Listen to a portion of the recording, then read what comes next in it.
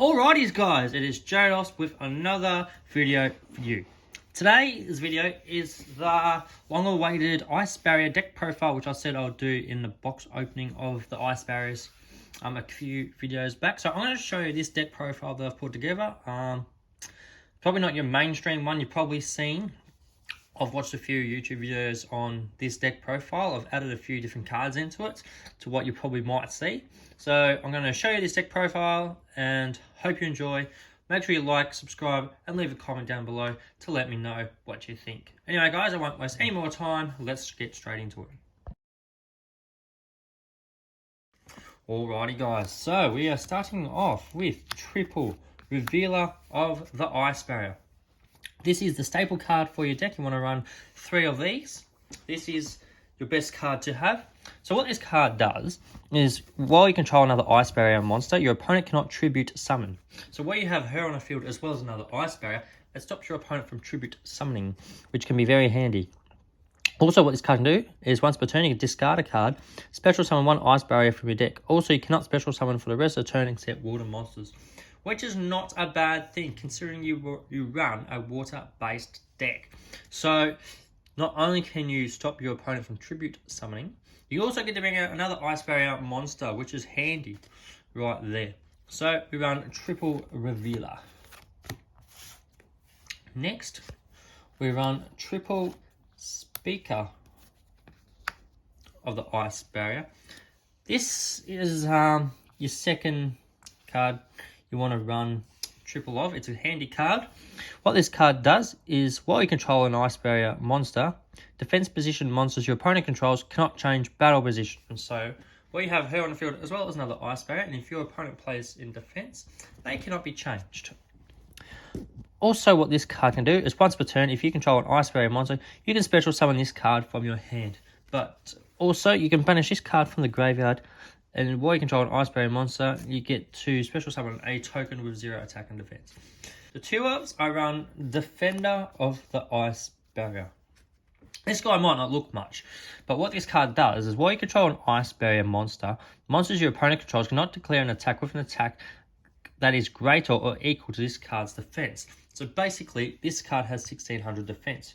Your opponent cannot attack with monsters that have 16 or more attack points, which is very handy, which means it does limit your opponent from attacking.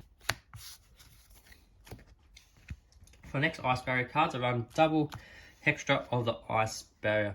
This card is a good card for your Synchro plays.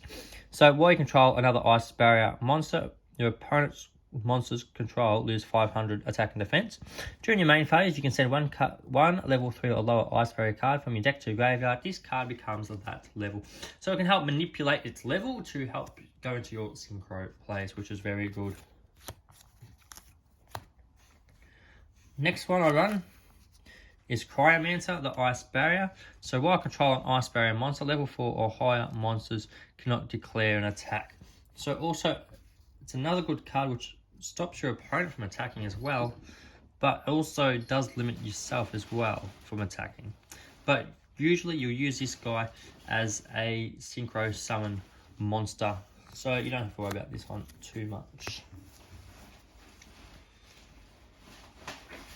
I run double General Wayne of the Ice Barrier. Now, I have seen a few decks run 3 of these, but I feel like 2 is enough for what this card does. So spells and traps on the field to your opponent's graveyard are banished instead. So when your opponent uses a spell or trap, instead of it going to the graveyard, it is banished. Once per turn, your opponent controls a monster and you control an Ice Barrier monster, you can special summon this card from your hand. And then if this card was normal or special summoned, you can add an Ice Barrier spell or trap from deck to hand. So this card is a very handy card, and you most likely you'll be searching for your Freezing Chains Ice Barrier card to help set up your play. So General Wayne is a very good, it's only level 5 monster I run in this deck. I thought 3 would be too much, so I ran 2 Defender. The last Ice Barrier card I run, Zuijin, the Ice Barrier. So what this card does is, you can tribute this card to special summon level 5 or higher Ice Barrier monster from your hand. So you'll be tributing these to bring out your General Wayne. If this card is in a graveyard, except the turn that was sent there, you can target level 3 or higher water monster you control, reduce its level by 2, and if you do, special summon this card, but banish it when it leaves the field. So, because, say, you're targeting General Wayne, it becomes a level 3, because you want to maximize your synchro monsters, because you have a few high level ones, so you want to reduce some levels on your high level monsters so you get the right number there, but only one zillion. I play the Element Lord here. I'm not going to pronounce its first name because that's a mouthful. So you can only be special summoned if you have exactly 5 water monsters in your graveyard. Now if this card is special summoned, you discard 2 random cards from your opponent's hand, or if they have less than 2, discard the whole hand. And also, once per turn, if this card face up on the field, leaves the field, skip the next battle phase. So it does have a downfall, but you can banish cards from your opponent's hand, which is pretty good. Moving on to other monsters I use. Double Deep Sea Diva. This card is a good card to have 2 of, so when this card is normal summon, you can special summon a level 3 or lower Sea Serpent monster from your deck. So this card is handy considering you run a few Sea Serpents anyway, so having 2 Diva is enough. And plus it's a tuner, so it goes well with your Synchro summons.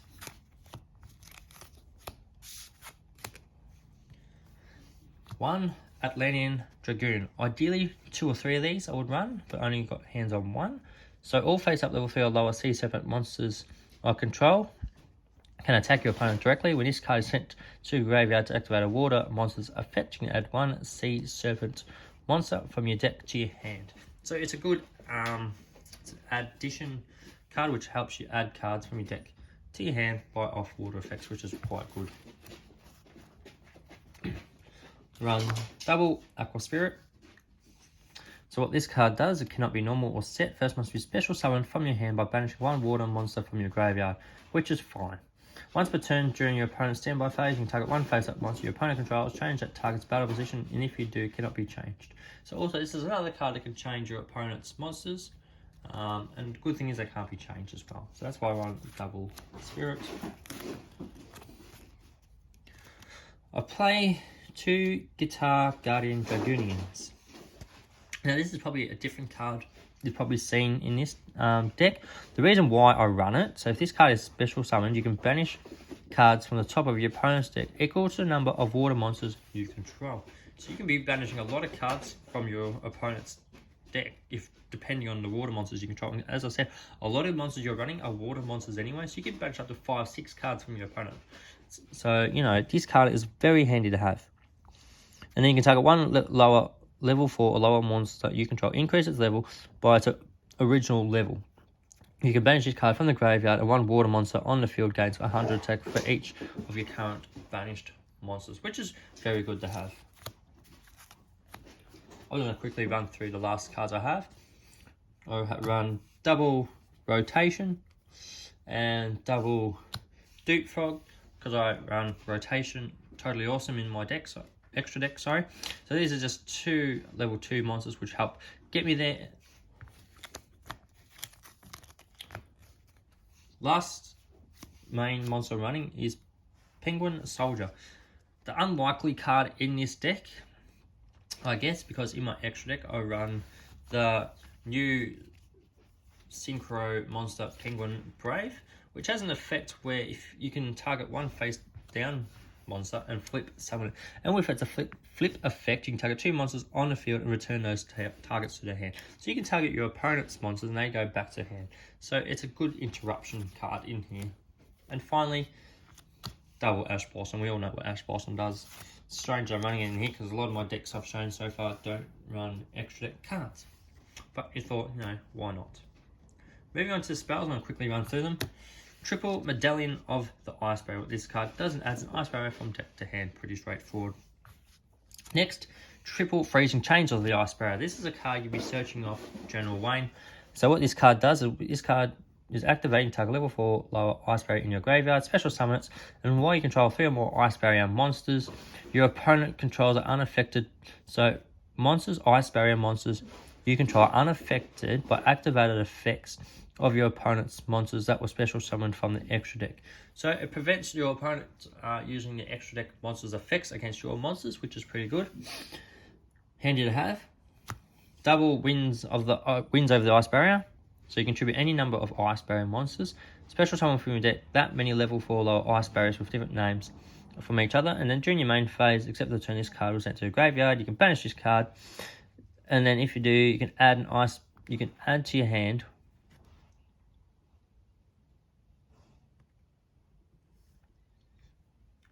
So you can banish this card from the graveyard. Then target one ice barrier monster is banished in your graveyard and add it to your hand. So that's handy to have. And because you're playing water monsters, you want to play double surface, target level 3 lower sea serpent or aqua monster in your graveyard and special summon in defense. And also salvage. Salvage targets 2 water monsters with 1500 or less attack and add those to your hand, which are very good as well. And finally, guys, so trapped only one to run. The one trap card but double of is Crackdown.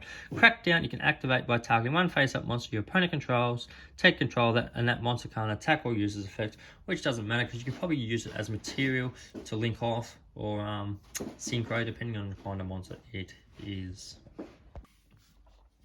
Alright, so as I move on to my extra deck, for link monsters I play Mantis, Coral, and Anemone. So this is a link 2 monster. So you can target one water monster or 1500 or less. Attack in your graveyard, special summon to the zone that this card points to. Also, you cannot special summon for the rest of the turn except water monsters. This card sent from the field to the graveyard. You can target one Mentor's card in your graveyard except for Anemone and add it to your hand. Which doesn't matter for that effect, but it gets to revive back another monster. The Nightmare Unicorn, we all know what that does. Also run Mantris Great Bubble Reef. This card is a relatively decent card to have. Once per turn during each standby phase, you can banish one water monster from your graveyard to face up on the field. Draw one card. Each time a monster is banished face up, this card gains 600 attack. Until the end of the turn, you can send one water monster from your hand to a graveyard, special summon one of your banished Mantris monsters. So you most likely would be banishing Anemone to bring it back off its secondary effect there, which is great. And also Appaloosa, again we all know what that does, which is also good to have. For the Xyz monsters, we start off by Abyss Dweller, 2 level 4 monsters, and if they're water monsters you control gain 500 attack. Baymont Shark, which is also another good water monster to have. And 2 totally awesome. I felt like this deck needed 2. That's all I can say. Really, Totally Awesome has a really good effect, just like a lot of them. And finally, for the Synchros, we run Desert Locust, good card to have. Christian Quandex, really good at manipulating its level to go into your Xyz plays. Shooting Rise Dragon, again another good card which helps you manipulate your level of this card and go into your stronger synchro monsters.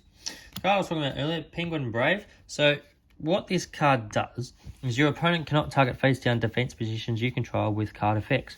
You can only use its effects once per turn. This card is synchro summoned. You can special summon a penguin monster from your deck, put it in face down.